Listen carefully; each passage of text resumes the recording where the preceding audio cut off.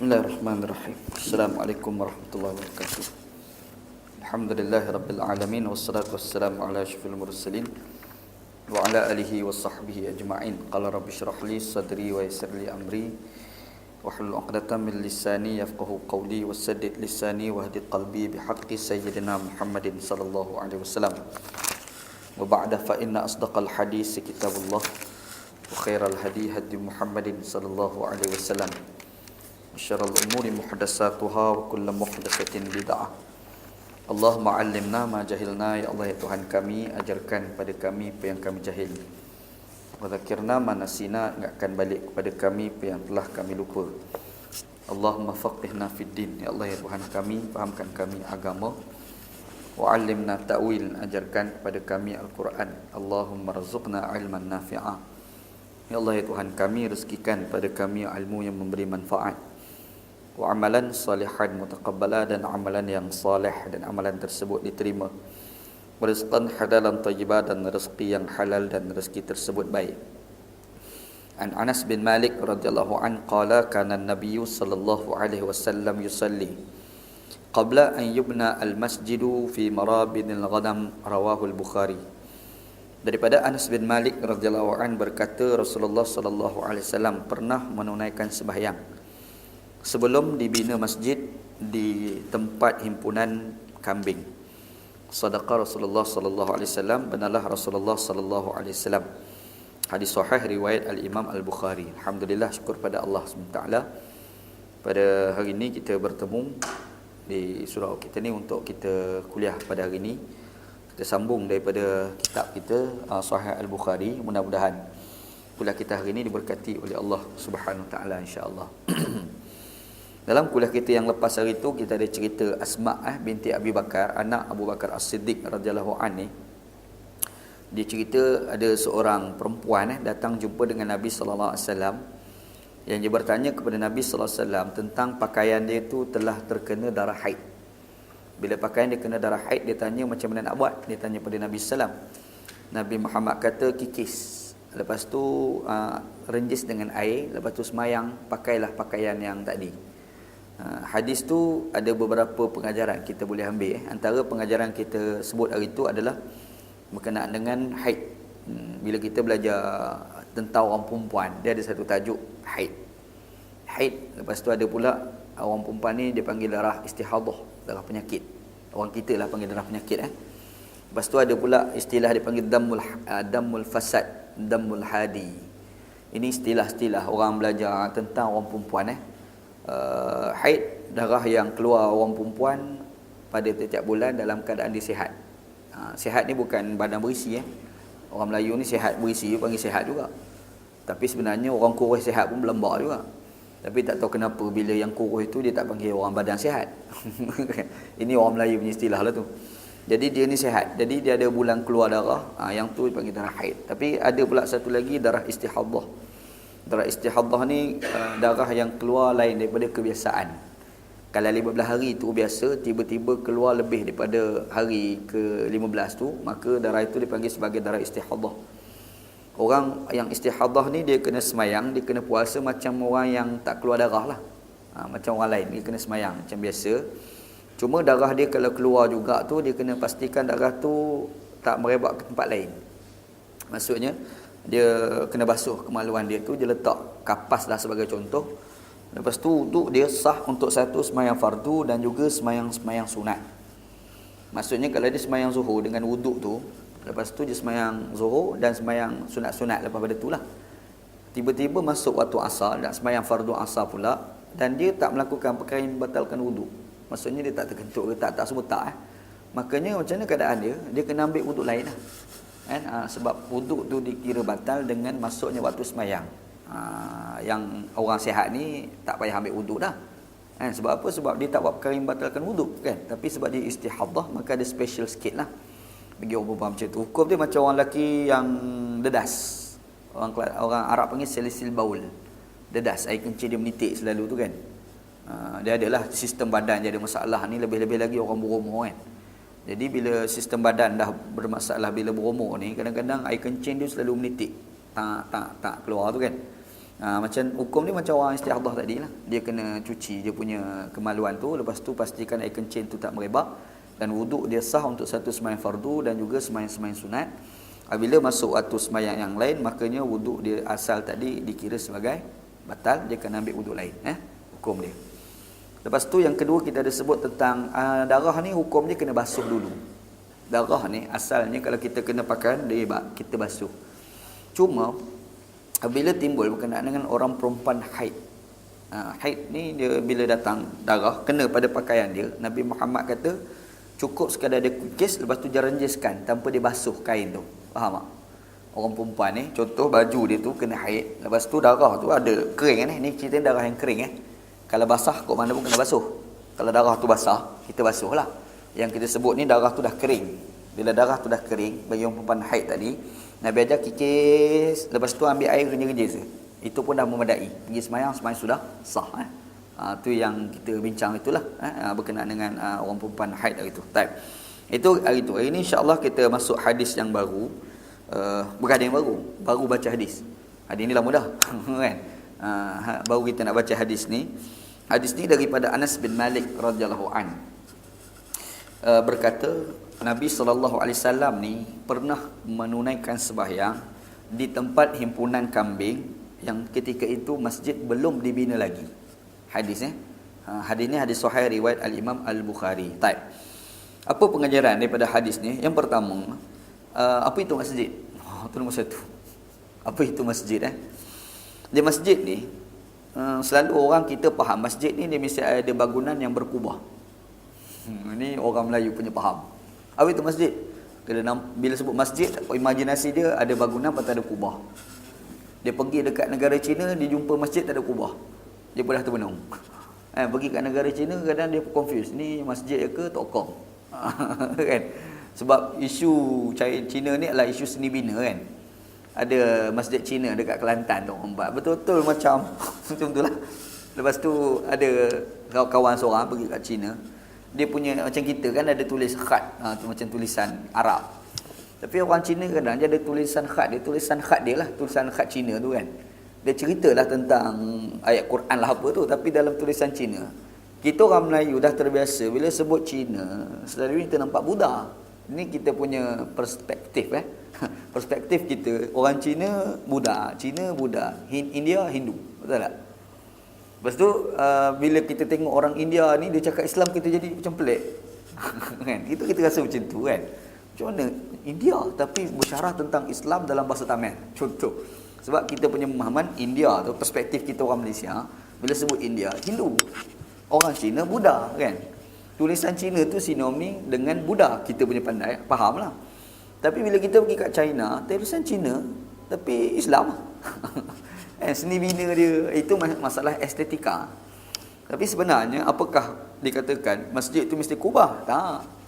Dia kubah ni ada filosofi dia sendiri Kubah ni adalah merujuk kepada kebijaksanaan.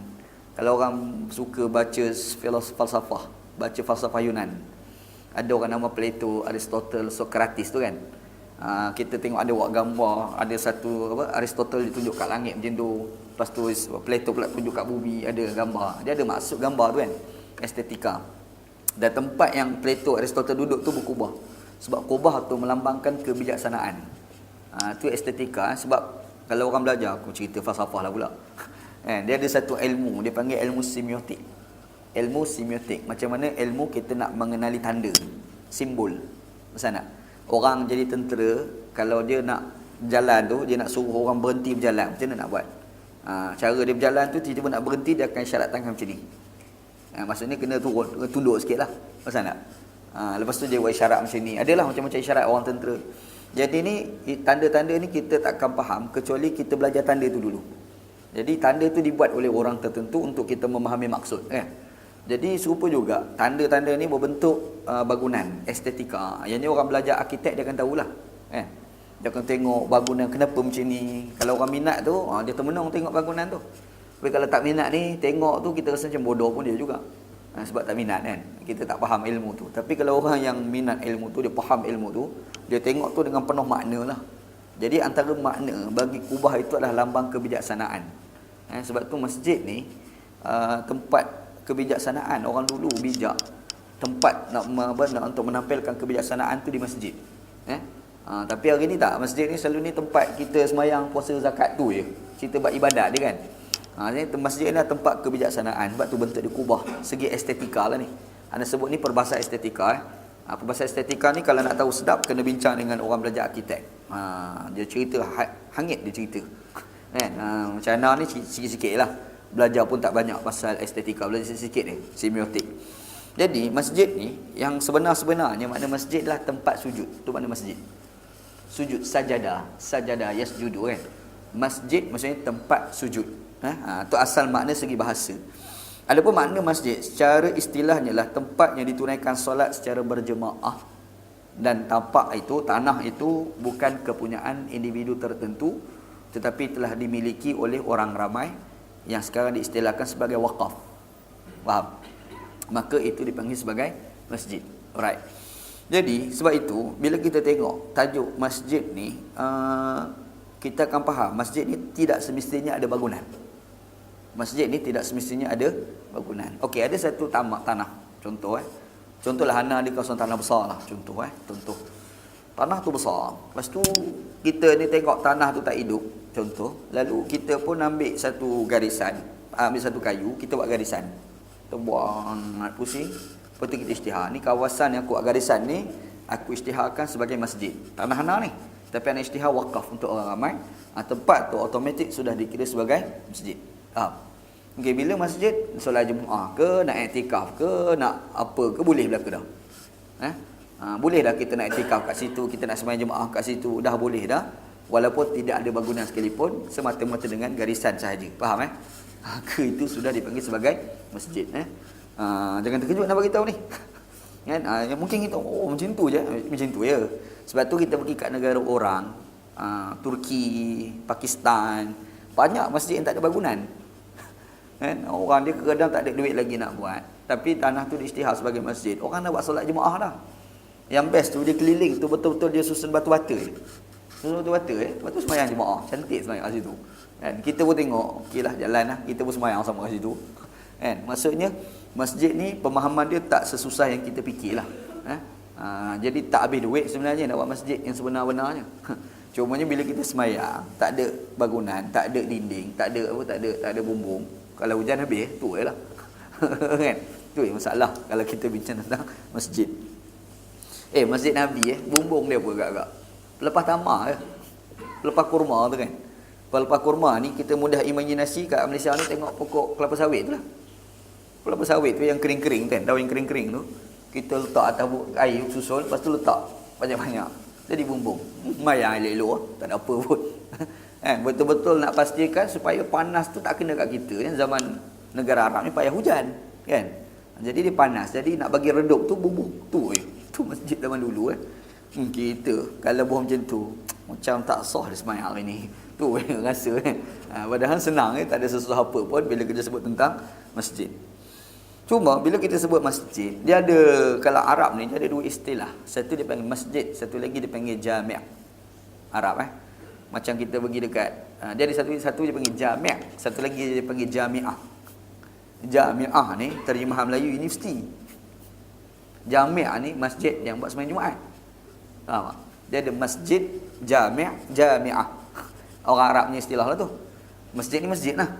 Ni macam kita ni dah masjid sebenarnya. Ni macam surau kita ni. Sebab surau ni bahasa Melayu bukan bahasa Arab. Surau, apa benda tu, asal kalimah apa surau? Kalau orang Kelantan tu dia panggil balai sah. Betul kan? Kalau orang Terengganu dia panggil salasah.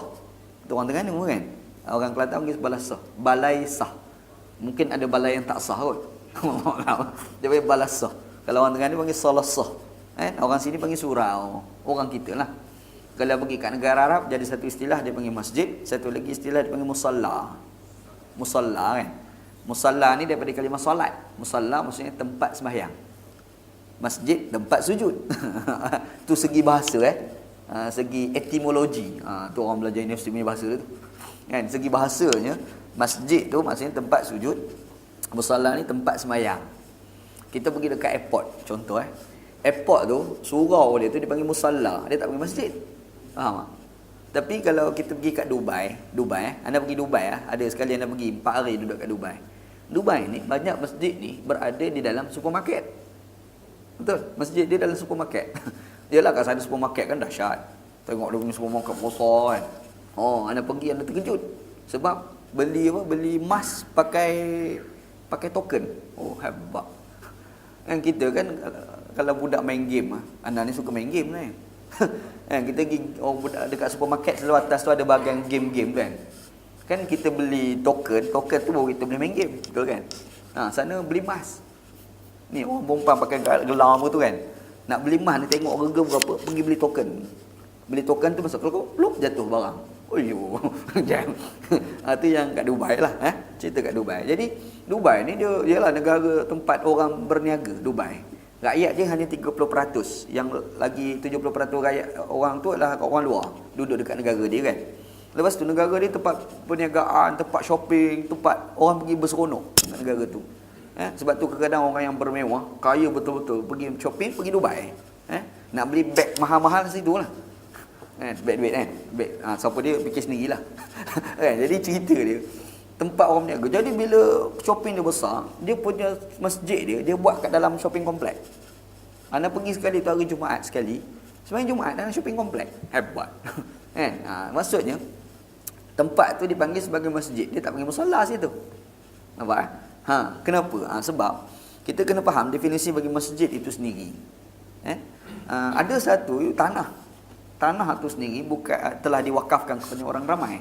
Maka dibuat bangunan, dikatakan untuk sembahyang Jumaat tu kan, untuk tempat sembahyang, tempat sujud tu, maka di situ dipanggil sebagai masjid. Faham Ada pula satu lagi, dia pengiktirafan daripada pihak kerajaan. Macam kes Dubai tu, yang tu bukan supermarket tu, bukan orang ramai punya. Adalah syarikat tertentu punya, betul kan? Tapi boleh tak nak sembahyang Jumaat kat situ atas pengiktirafan daripada pihak kerajaan. Kerajaan tu mengiktiraf tempat itu sebagai tempat menunaikan solat Jumaat dan sebagai masjid. Faham? Itu dipanggil sebagai masjid. Maksudnya masjid ni kita kena faham, satu melibatkan tanah wakaf, satu lagi pengiktirafan daripada pihak kerajaan. Faham Macam kita sembahyang Jumaat dekat masjid di Palma Hotel. Apakah kita nak kata surau Palma Hotel yang sembahyang Jumaat tu sebagai masjid? Kita fikir masjid apa macam tu, kita fikirlah kan. Tanah wakaf tak bukan tanah wakaf, tapi hotel tu lah, syarikat hotel tu punya. Tapi kita sembahyang Jumaat tak ke situ sembahyang. Kenapa? Pengiktirafan daripada pihak kerajaan. Faham? Kerajaan iktiraf tempat tu boleh sembahyang Jumaat, maka boleh sembahyang Jumaat. Kenapa boleh tajuk pemerintah punya pengisytiharan? Kerana dalam fiqh ni jadi satu istilah, tasarruful imam 'ala ar-ra'iyati manutun bil maslahah. Segala pengurusan kerajaan pasti memberi kebaikan kepada rakyat. Faham tak? Jadi bila rakyat ni susah nak sembahyang Jumaat, di situ tu boleh tak kita isytihar sebagai sembahyang Jumaat untuk memudahkan? Nampak memudahkan, maka kerajaan boleh isytihar. Faham itu adalah kuasa kerajaan pula lah. Tu adalah debat-debat besar lah berkenaan dengan itu. Cuma yang timbul persoalan I'tikaf. Benda ni ramai orang tanya, boleh tak kita nak i'tikaf di surau? Tu rumah kita tu kan. Anak kalau surau macam ni, anak tak berapa selesa mengatakan boleh i'tikaf. Sebab surau ni bukan kepunyaan kita, orang ramai. Surau ni syarikat ni punyalah. Kan? Bank Muamalat punyalah kot. Tak tahulah orang pula. Aku dah tahu kan. Tapi kalau kita pergi kat rumah kita, kampung kita, surau tu, tanah tu bukan individu punya tau. Dia bukan syarikat tertentu punya, dia adalah kepunyaan orang ramai. Dia punya standard dia serupa dengan masjid. Cumanya dia panggil surau, yang satu lagi tu orang panggil masjid. Jadi bermaksud di situ kita kena klasifikasi. Ada satu dipanggil jami', segi istilah Arab kita pakai terma Arab dulu, baru kita pergi pada terma Melayu. Kita pakai terma Arab. Arab ni bila sebut masjid, ada yang boleh buat sembahyang Jumaat, ada yang tidak boleh buat sembahyang Jumaat. Faham tak? Masjid yang tak boleh buat sembahyang Jumaat dipanggil sebagai masjid sahaja, Arab Tapi kalau masjid yang boleh buat sembahyang Jumaat, dia panggil jami', istilah dia. Jami'. Kita ni pula, orang Melayu kita ni pakai pula satu terma yang lain. Bila sebut masjid, boleh buat sembahyang Jumaat. Bila surau, tak boleh sembahyang Jumaat. Okey, soalan dia, surau, boleh tak kita nak i'tikaf kat situ? Boleh tak kita nak sembahyang sunat tahiyatul masjid kat situ? Tu soalan dia. Macam mana? Bulan Ramadan, kita nak i'tikaf. Kalau tak pergi kat masjid ke, ataupun kita buat kat surau rumah kita je? Tu satu soalan. Sebab tu kita kena clear definisi bagi masjid itu sendiri. Masjid adalah satu bangunan yang dibuat solat berjemaah dan tanah itu adalah kepunyaan orang ramai yang kita namakan sebagai wakaf. Surau kita tu bukan tanah individu. Surau kita ni, ini mungkin kepunyaan individu, betul kan? Tapi surau rumah kita, surau rumah kita dengan surau yang ni, dia lain. Dia punya bentuk dia. Dia punya maksud dia kan. Kepunyaan orang ramai. Dia punya standard lebih kurang dengan masjid. Jadi, surau tu, kalau kita bina, kira dia masjid tak? Kalau kira terminologi Arab, masjid lah. Kalau ikut terminologi Arab, tapi masjid yang tidak buat sembahyang Jumaat. Faham? Tapi masjid yang kita sembahyang Jumaat, itu kalau istilah terma Arab, dia panggil sebagai jami'. Faham Okey, bila kita sebut masjid, sama ada sembahyang Jumaat ataupun tidak, boleh ke kita nak iktikaf? Boleh. Boleh Sebab dalam fiqh, nak kat sini beberapa pandangan-pandangan ulama. Kita ni bila nak iktikaf, masjid yang paling afdal kita beriktikaf ni adalah 3 buah masjid yang paling afdal Anda sebut yang paling afdal. Sebab Nabi sallallahu alaihi wasallam ada sebut dalam satu hadis riwayat Imam Al-Bukhari, Nabi Muhammad sallallahu alaihi wasallam kata, la tushaddu rihalu illa ila salasati masajid. Masjidil Haram, Al-Masjidil Haram, wa Masjid Rasulullah sallallahu alaihi wasallam, wa Masjidil Aqsa. Nabi Muhammad kata, kamu ni jangan tersangat-sangat nak pergi rehlah. Rehlah ni kita melawat negara orang Kalau kita nak melawat negara orang ni, Nabi kata jangan terlalu bersungguh kecuali pada 3 tempat. Maksud 3 tempat ni Nabi galakkan sangat kita pergilah. Yang pertama adalah Masjidil Haram, Mekah. Lepas tu kedua Masjidil Rasul sallallahu alaihi wasallam, Madinah tu kan, Masjid Nabi. Yang ketiga wa Masjidil Aqsa, Masjid Aqsa. Kalau ada duit nak pergilah. Tapi kalau nampak ada orang tembak orang, jangan pergi. Pergi kena tembak tak pasal, syahid kat situ. Kan?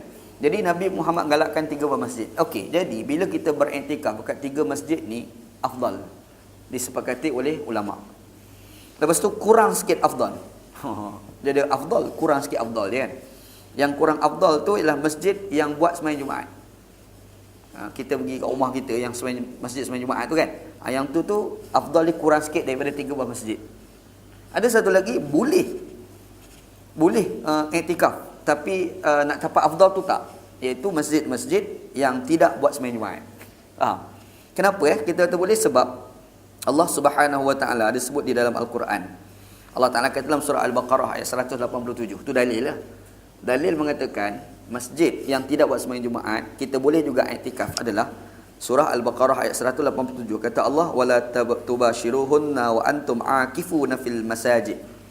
Allah Taala kata janganlah kamu bergauli dengan isteri kamu, dan jangan kamu bergaul dengan isteri di dalam bulan Ramadan dan dalam keadaan kamu beriktikaf di dalam masjid. Allah Taala kata dalam keadaan kamu beriktikaf di dalam masjid. Allah Taala sebut akifina fil masajid, beriktikaf dalam masjid itu Allah Taala tidak kaitkan antara masjid buat sembahyang Jumaat ataupun tidak. Faham tak? Jadi pegang kepada umum mengatakan kalau masjid itu tidak dibuat sembahyang Jumaat, tiba-tiba kita nak pergi iktikaf kat situ, hukumnya adalah boleh. Faham tak? Hukum adalah boleh boleh iktikaf. Yang best tu dalam mazhab Hanafi. Mazhab Hanafi lagi Mazhab Hanafi kata masjid ni yang pergi ada bangunan sembahyang jemaah kat situ, sama ada sembahyang Jumaat ataupun tidak, kita boleh beriktikaf. Dalam mazhab Hanafi, lelaki perempuan serupa. Tapi khusus bagi orang perempuan, kalau dia nak beriktikaf, tak semestinya di masjid yang buat sembahyang jemaah.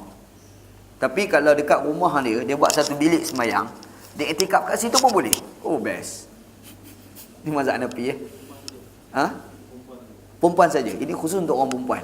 Orang lelaki tak boleh lah. Orang lelaki iktikaf kat bilik yang melampau. Pemalas ni. Kan? Jadi ada hukum dalam mazhab Hanafi. Ana semak jadi sebelah datang sempat buka kitab. Nama kitab tu Fathul Qadir. Penulis tu Ibnul Himam.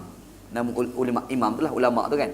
Mazhab Hanafi dia mengatakan kalau orang lelaki nak beriktikaf dekat masjid yang dikatakan sembahyang, yang masjid tu adalah tempat sembahyang jemaah, yang tanah tu tanah wakaf punya orang ramai tu kan. Jadi lelaki dia kena keluar pada rumah dia iktikaf dekat masjid tu. Orang perempuan tak. Orang perempuan kalau rumah dia, contoh dalam rumah tu kita buat satu bilik sembahyang, contohlah kan. Bilik sembahyang itu pun boleh dipanggil sebagai masjid. Faham tak? Okey, masjid tu orang perempuan pergi iktikaf kat bilik, dalam bilik tu yang dipanggil sebagai masjid tu kan. Itu pun sah iktikaf bagi orang perempuan mengikut kupasan di dalam mazhab Hanafi. Faham Hai, Hanafi ni banyak yang best sebenarnya. Banyak yang senang kalau ikut pada mazhab dia lah, hukum dia. Tapi ada yang susah. Mazhab Syafi'i, Kita duduk dalam masjid, kita duduk termenung, kita ni iktikaf pun dah boleh dikatakan sebagai iktikaf. Dalam mazhab Hanafi, iktikaf ni mesti 3 hari ke atas.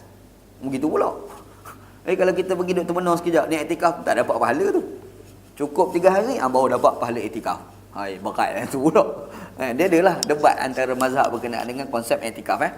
Apabila tempat itu boleh beriktikaf, makanya automatik boleh kita nak sembahyang tahiyatul masjid. Faham tak? Tempat tu kalau boleh iktikaf, boleh datang masjid. Sebab itu surau kat rumah kita tu boleh iktikaf dah sebenarnya. Sebab dia dah termasuk dalam definisi masjid. Bukan, walaupun tidak namakan sebagai jami'. Faham ada satu lagi istilah dia panggil jami'ah. Jami'ah orang sekarang terjemah sebagai universiti. Al-Azhar tu, kita universiti Al-Azhar. Orang Arab sebut Jami'atul Azhar. Kenapa Sebab dulu orang belajar zaman dulu Universiti Al-Azhar, orang bukan belajar masuk kelas tau. Dia dalam masjid belajar. Syekh yang mengajar ni duduk kat tiang-tiang. Kalau pergi dekat ada satu masjid. Allah, apa masjid kat Mesir tu ada satu masjid Masjid tu, masjid apa? Anda tak ingat. Belakang tu Basha bunyi. Faisal Basha apa? Anda tak ingat lah. Tapi masjid ni, kalau kita pergi, dia ada satu ruang semayang kat depan. Belakang tu, dia ada satu sudut. Ada dia letak macam telaga untuk kita ambil air wuduk kan. Lepas tu dia ada 4 sudut. Lepas tu tulis sudut Asy-Syafi'i, Hanafi, Hanbali, Maliki. Sudut-sudut tu. Sebab apa? Dulu sekarang tak ada dah. Dulu ulama mazhab Syafi'i duduk kat bilik mazhab Syafi'i ni. Dia duduk kat ruang Syafi'i tu. Dia duduk situ. Jadi orang nak mengaji mazhab Syafi'i duduk depan dia. Mengaji. Lepas tu kita mengaji Syafi'i.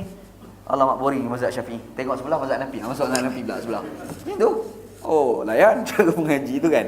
Itu zaman dulu lah. Di Azhar zaman dulu Sekarang tak ada dah. Sekarang ni by kelas dah. Dia ada kelas. Kita ni pergi kat kelas tu, pergi mana hari ni nak mengaji Syafi'i ke Hanafi. Tengok hari ni Syekh tengok jadual. Oh, Syekh mengajar mazhab Hanafi. Masuk kelas mazhab Hanafi. Tengah Syekh mengajar mazhab Hanafi ni boring. Syafi'i lah. Pergi mazhab Hanafi, Syafi'i pula sebelah tu. Tu Universiti Azhar lah. Ni cerita kat Universiti Al-Azhar. Tu layan. Azhar ni kalau betul-betul mengaji hebat Syekh. Yang jadi tak hebat tu sebab tak mengaji lah tu. Balik tak hebat. Sebab Azhar ni memang hebat.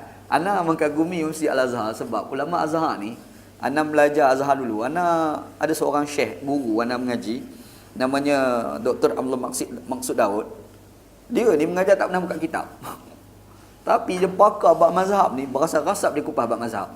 Ni mazhab ni Syafi'i, Hanafi, Hanbali. Lepas tu macam mana kita nak kata Syafi'i ni salah? Dia boleh bahas bombang. Jadi orang kata salah ni sebab ujar macam ni. Okey, jawab dia macam ni pula. Alamak kau. Kan? Ni Universiti Azhar. Jadi disebabkan dulu di Azhar tu dia belajar ilmu dalam masjid. Disebabkan itulah Universiti Azhar tu Arab panggil Jami'ah. Faham tak? Jami'ah. Jami' tempat sembahyang Jumaat. Masjid semata-mata masjid, tak semestinya sembahyang Jumaat. Jami'ah di masjid tu juga, tapi tempat belajar ilmu. Faham tak? Kita terjemah sekarang ni universiti. Kita lah tu. Kan? Sebenarnya universiti ni daripada kalimah universal kan? Universal tu asal daripada kalimah Arab kulliyah. Ni kuliah ni. Al-kulliyah maksud universal, merangkumi semua. Kan? Tapi kita tukar daripada al-kulliyah pada universiti tu, kita ambil pada jami'ah. Ini masalah terma bahasa Arab lah ni. Faham tak? Jadi kalau kita ni dipanggil sebagai kuliah, universiti lah ni. Hebat. Macam canggih pula bunyi. Faham kan? Ini segi terma. Macam mana perubahan bahasa begitu. Allahu Akbar. Jadi bila kita sebut masjid, maksudnya kita faham definisi masjid. Dan bila kita sebut masjid, selalunya barang-barang yang ada dalam masjid itu adalah wakaf. Dia bukan kepunyaan individu tertentu. Faham? Elektrik yang kita gunakan ni adalah barang wakaf. Ni, wakaf elektrik. Kita pakai air tu kan. Kat masjid lah, kat sini mungkin syarikat bayar. Kita sebut ni kat rumah kita, masjid surau tu. Elektrik ni semua ni barang wakaf. Okey, surau tu, masjid tu jadi aircon. Aircon tu barang wakaf, bukan kepunyaan individu. Faham tak? Tiba persoalan, kalau barang wakaf tu rosak, macam mana nak buat? Ni kapet kita pakai ni kan. Kadang-kadang kapet ni lama-lama jadi buruk. Kaki pula basah pergi pijak jadi bau busuk pula. Contohlah kan. Jadi kita ni macam mana dengan barang wakaf kepunyaan masjid yang dah rosak? Ulama Islam dia ada debat benda ni. Yang pertama, kalau barang wakaf kepunyaan masjid itu rosak, yang pertama dia kena baiki. Kalau sekiranya dia tidak membaiki, mungkin dia nak dapat yang baru. Kapet ni contohnya kita boleh baiki kan. Cuci ke macam mana, tiba-tiba tak boleh nak cuci, ataupun kita malah nak cuci sebab dah dapat orang bagi kapet yang lagi baru, orang bagi wakaf kan. Makanya kapet itu kita kena bagi kepada masjid lain. Faham tak? Bagi kepada masjid lain. Nombor 2 lah.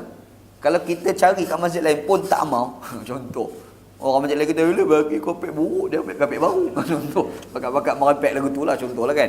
Makanya dia boleh diberikan kepada maslahat orang ramai. Faham tak? Kepunyaan orang ramai. Macam mana tu terpulang lah. Kita tengok kegunaan orang ramai. Contohlah, kita rasa kegunaan orang ramai ni adalah balai raya. Kita pergi pada balai raya. Faham tak? Boleh. Tapi kalau tak ada balai raya, maka kita berilah kepada keperluan yang mendesak. Contoh kepada orang-orang miskin yang memerlukan. Contohlah kan. Nampak cara susunan bila kita nak, macam mana kita nak buat dengan barang wakaf yang sudah rosak. Faham bukan maknanya buang terus, jangan. Sebab barang tu kepunyaan orang tau. Orang dah wakaf, dia nak dapat pahala. Kita dapat, kita pergi buang. Oh, janganlah begitu. Dan anda cadang kalau kita nak wakafkan barang kat masjid ni, pastikan memang nak digunakan oleh masjid. Jangan saja-saja nak bagi, jangan. Ada kes berlaku kat Masjid Bandar Baru Sungai Buloh. Dia ni pergi kat masjid, dia tengok masjid kapet. Bila tengok kapet, dia rasa tempat Pak Imam tu macam tak berapa lawa. Dia fikir ke Pak Imam dia bukan fikir orang lain. Last kali dia beli satu kapet besar yang untuk Pak Imam dia. Dia bagilah kat masjid. Masjid tu dah bagi, dia rembat je. Jatuh kuasa masjid tu bagi, rembat je lah. Letaklah, pakai 2 hari. Bila pakai 2 hari, rasa tak ada keperluan. Masa nak? Dia tak ada keperluan. Maka dia lipat-lipat je letak dalam bilik. Jadi Pak Haji yang bagi tu, dia datang, dia tengok, alamak, mana kapet aku bagi tu? Dia dah jam. Dia nak merepek dekat jawatan kuasa. Dia rasa tak munasabah. Tapi dia baik dengan Nana. Lala dia menyusahkan Nana. Mula je mana ustaz cakap lah. Nak kata, Haji bagi apa? Dia cerita. Dia kata, oh ya ke? Tak apalah, nanti Nana cakap lah ke jemaah. Bagi tahulah ke Nazir itu je lah. Maksudnya, Nazir tu pun dia bagi tahu tak ada keperluan. Sebab tu Anda kata, kalau nak bagi barang wakaf, pastikan memang ada keperluan lah. Supaya kita tak tension pada waktu yang lain. Ni masalah tension ni. Kalau tensionnya, aku nak dapat pahala, kau orang tak guna pula. Contohlah kan. Dia bagi satu pahala. Selagi mana barang tu digunakan, ada pahala lain pula. Dia kata sedekatun jariah tu kan. Sedekah yang berjalan kan. Jadi anak cadangkan, kalau nak bagi barang wakaf ni, pastikan barang tu memang ada keperluan. Jangan sesaja nak bagi, rasa duit terlebih bagi. Jangan. Ada keperluan, bagi. Faham Ada satu lagi, kita rasa keperluan bubuh duit. Bubuh duit lagi baik. Ambil kau. Dia duit ni tak ada masalah. Orang boleh beli macam-macam. Tapi dah bagi kapet, tak nak guna, simpan. Tu yang susah. Jadi buat keperluan lah, insya-Allah. Tu yang terbaik lah, insya-Allah. Ada orang timbul persoalan. Orang bagi duit untuk kapet. Tiba-tiba kapet ni dah okey dah. Duit ada lebih. Jadi bila ada lebih, dia timbul persoalan, boleh tak duit lebihan daripada nak beli kapet itu dicampur dalam dana untuk nak buat menara? Dia bagi untuk kapet. Tapi sebab dah kapet dah ada, takkan nak beli kapet lagi kot. Lepas tu dia buat menara. Boleh ke tidak? Jawabnya boleh. Jawabnya, hukumnya adalah boleh. Sebab apa? Sebab kalau tak nak untuk kapet, dia dah tak ada manfaat dah. Sebab kapet sudah ada. Faham jadi kita gunalah tempat yang lebih memberi manfaat yang lain pula. Ia dibolehkan, insya-Allah. Okey. Cuma bila kita sebut masjid, dia ada satu lagi tajuk dulu, iaitu ada satu masjid dia panggil Masjid Dirar. Dalam Quran ada sebut tentang Masjid Dirar. Masjid Dirar ni masjid yang dibina untuk mencetuskan permusuhan sesama orang Islam. Zaman dulu ada tau. Zaman sekarang ni kita tak payah isytihar lah. Masjid tu Masjid Dirar tu. Jangan. Dia boleh buat perangai. Dia benci geng tu. Masjid Dirar. Oh jangan kau. Janganlah. Tapi zaman dulu ada Masjid Dirar. Orang buat masjid untuk nak melahirkan permusuhan antara Nabi dengan para sahabat. Ada, Allah Ta'ala ada cerita kisah tu di dalam Al-Quran. Cuma kita kena ingat beza masjid, konsep masjid umat dulu dengan umat Nabi Muhammad sallallahu alaihi wasallam. Nabi sallallahu alaihi wasallam dia ada sebut perbezaan di antara umat Nabi dengan umat dulu dalam bab sembahyang. Antaranya Nabi Muhammad sallallahu alaihi wasallam ada kata Nabi sallam, waju'ilat li al-ardu masjidan wa tahuran fa ayyuma rajulin min ummati adrakathu as-salatu falyusalli. Nabi sallallahu alaihi wasallam ada sebut, umat aku ni dijadikan untuk semua bumi ni adalah tempat untuk menunaikan sembahyang. Dan mana-mana umat aku, kalau dia pergi mana-mana, dia dapati sembahyang di situ, masuk waktu di situ, maka dia sembahyanglah kat situ. Maksudnya, bila kita sebut umat Nabi Muhammad sallallahu alaihi wasallam, konsep sembahyang dia tidak ada tempat-tempat tertentu. Di masjid je sembahyang jemaah. dekat surau je sembahyang jemaah. Kalau kita nak sembahyang jemaah tepi jalan pun boleh. Faham tak? Yang ni berbeza dengan umat-umat dulu Anda tengok tadi dalam kitab Hasyiatul Adawi ala Syarhil Kifayatul Talibur Rabbani. Ada satu kitab. Dia disebut, dia kata qala al-Halabi wal umamus sabiqah kanu yusalluna mutafariqina kulli wahidin ala hiddatihi. Dia kata beza umat Nabi dengan umat dulu. Umat dulu ni kalau dia nak semayang dia mesti ada tempat khusus. Faham tak? Bermaksud kalau dia orang nak semayang tempat khusus tu tak ada, dia orang tak boleh semayang. Faham Kita ni kalau musafir masuk waktu semayang, kita berhenti ke R&R. Cari tempat nak semayang surau tu tak ada, contoh cari tak ada. Last sekali, tak apalah. Kita pakai kereta, kita pun buka sejadah tepi kereta tu kita semayang. Boleh. Kita umat Nabi Muhammad. Faham tak? Tapi kalau umat dulu ni dia semayang macam contoh umat Nabi Musa, umat Nabi Isa. Diorang ni Nasrani dan Yahudi kan. Keturunan diorang lah. Sekarang ni Yahudi lain, Nasrani lain lah. Yang dulu diorang nak semayang mesti ada rumah ibadat tu. Kalau tak ada rumah ibadat memang tak boleh semayang. Faham tak? Tu beza umat dulu dengan umat Nabi Muhammad sallallahu alaihi wasallam Jadi kalau kita ni jenis pergi musafir, kalau tak ada surau maka tak semayang, adik-beradik Yahudi Nasrani lah. Jadi mana-mana pun kita boleh semayang. Yang penting kena semayang. Faham tu beza antara umat dulu dengan umat Nabi Muhammad sallallahu alaihi wasallam. Dalam hadis ni dia ada sebut Nabi Muhammad sallam sebelumnya ada masjid. Nabi sallallahu alaihi wasallam ni dia semayang di tempat kambing berimpun. Faham tak? Kambing berimpun semayang kat situ. Nabi sallam. Bila ada masjid baru Nabi ni rajin pergi ke masjid. Masa tu tak ada masjid lagi. Jadi di sini timbul persoalan, apa hukum kita semayang di tempat himpunan binatang? Contoh tu kandang kambing tu, kat dalam kandang kambing pergi semayang. Wish, pelik sangat tu. Saja pergi kandang kambing semayang. Kenapa ni? Nabi semayang kandang kambing dulu. Contohlah kan. Okey. Jumhurul ulama mengatakan, ni majoriti ulama berbeza mazhab kita Syafi'i. Maksudnya mazhab Hanafi, Hambali, Maliki. Tiga mazhab mengatakan kalau kita ni semayang dekat kandang kambing, dan kandang kambing tu pula kadang-kadang ada tai kambing, ada air kencing kambing, kita semayang kat situ, semayang kita dikira sebagai sah tetapi makruh. Faham? Walaupun kena air kencing kambing, walaupun kena tai kambing. Sebab pada dia semayang apabila kena tai kambing dan juga air kencing binatang, tahi ataupun air kencing binatang yang dimakan dagingnya. Dia istilahkan semua yukalu lahmuhu. Yang binatang tu dagingnya kita makan. Makanya kalau kita semayang kena pada pakaian kita, semayang kita dikira sebagai sah tetapi makruh. Ini jumhur ulama, majoriti ulama. Berbeza Syafi'i. Kita punya mazhab lain. Mazhab kita kata no, tak boleh. Sebab hadis Nabi Muhammad, Nabi semayang kat kandang kambing tu, tempat kambing berimpun tu Nabi semayang tu diandaikan tempat itu bersih. Diihtimalkan oleh Asy-Syafi'i sebagai tempat tu bersih. Faham tak ada air kencing, tak ada tai binatang. Faham Tapi dalam jumhur ulama kata tak. Sebenarnya bila kandang kambing itu terbeza dengan tai kambing. Itu terbeza dengan air kecil kambing kan. Kita semayang juga kat situ. Semayang itu dikira sebagai sah. Walaupun dikira sebagai makruh. Faham tu hukumnya lah. Bila kita melihat pada hadis yang kita bincang pada hari ini insya-Allah gitu. Hadis yang kita bincang ni adalah hadis sahih riwayat Al-Imam Al-Bukhari. Wallahu alam. Ana nak jawab soalan kawan kita ni. Tadi kawan kita ni timbul persoalan tentang istinsyak ataupun berkomo-komo pada bulan Ramadan. Bila kita berpuasa ni, puasa tak lama kan. Jadi macam mana? Sebenarnya asalnya kita kena faham hukum kita beristinsyak dan juga kita berkomo-komo semasa wuduk tu adalah sunnah. Nabi sallallahu alaihi wasallam memang suruh kita berkomo-komo masa kita berwuduk, dan juga Nabi Muhammad SAW menggalakkan pada kita al-istinsyak. Cuma timbul persoalan berkenaan dengan bila kita sedang berpuasa. Macam ni Anda kok kat sini ada satu hadis Nabi sallallahu alaihi wasallam riwayat Imam Abu Daud, At-Tirmizi dan Ibnu Majah. Abu Daud, Tirmizi, Ibnu Majah, tiga ulama hadis ni dia umari hadis ni, dan hadis ni dianggap sebagai sahih oleh Imam An-Nawawi. Nabi Muhammad ada sebut, Nabi kata asbiril wudu wa khallil bainal asabi' wa baligh fil istinsyak illa an takuna sha'iman. Nabi kata sempurnakan wuduk. Yang kedua, bila berwuduk tu ni selat celah-celah jari. Faham tak? Kita wuduk kan kita basuh je. Satu lagi bila kita basuh kita kena selat ni tu. Allah tengok dalam TV sekarang. Bila time masuk waktu semayang tu sekarang ada orang tunjuk cara budak ambil semayang. Ada kan dalam TV Astro apa. Aku pun tak tahu TV aku. Kita jarang tengok TV. Duk tengok ni perasan bila pergi kat kedai tengok dia ada iklan. Dia kata dia ajar cara ambil semayang, ambil wuduk. Pasal tak? Betul lah tu. Dia selat tu, tengok cara dia selat.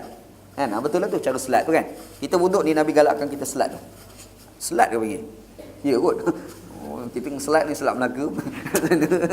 Kan? Ni lah dia panggil khallil fil asabi'. Lepas tu Nabi kata waballigh fi al-istinsyaq. Kamu ni bila istinsyaq maksud air masuk lubang hidung, kena berlebih-lebih.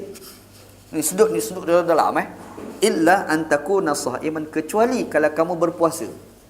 Maksudnya bila kita istinsyak tu, Nabi kata kalau kamu puasa, no, jangan lebih-lebih, sikit-sikit dah. Faham? Maksudnya masa kita sedut air lubang hidung ataupun kita berkumur dalam bulan Ramadan ni tetap dikira sebagai sunnah. Walaupun bulan Ramadan. Yang dikatakan tak boleh itu berlebih-lebihan. Faham tak? Sedut lebih-lebih tu, tu tak boleh. Yang pelik tu bila tak puasa dia kumur sikit-sikit, bulan puasa dia kumur pula lebih-lebih. Tu balik pula tu. Faham Maksudnya dia kena berlebih-lebih tu tak boleh di dalam bulan puasa. Tapi istinsyak masa air lubang hidung tu memang ada tetap digalakkan Berkumur-kumur tu tetap digalakkan walaupun di dalam bulan puasa. Faham Hukum dia begitu. Cuma ana ada baca-baca tengok rupa-rupanya tentang istinsyak ni. Istinsyak kita berwuduk, istinsyak ni masa air lubang hidung lepas tu kita kumur ni, sunat ke wajib? Majoriti ulama termasuk imam kita mengatakan istinsyak masa air lubang hidung dan juga kita berkumur ni hukumnya adalah sunat. Kita punya mazhab Maksudnya kalau kita wuduk, kita tak istinsyak, tak masuk lubang hidung, tak berkumur, dia tak jadi apa masalah pun pada wuduk kita. Wuduk kita tetap dikira sebagai sah. Tapi ada satu ulama namanya Imam Ibn Hazmin.